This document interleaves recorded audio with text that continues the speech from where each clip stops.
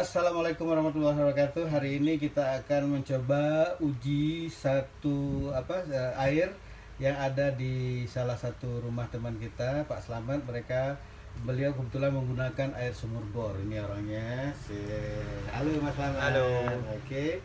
Kita akan coba teteskan pH drop ke dalam air ini. Tolong Inong diteteskan. Nah, oke, sudah, coba digoyang. Ternyata air sumur bor di sini ya asam. Kalau kita lihat dari indikator warnanya itu asam. Sekarang kita akan coba siram dengan air kangen water. Coba apa yang terjadi? Oke, ternyata dia berubah lagi.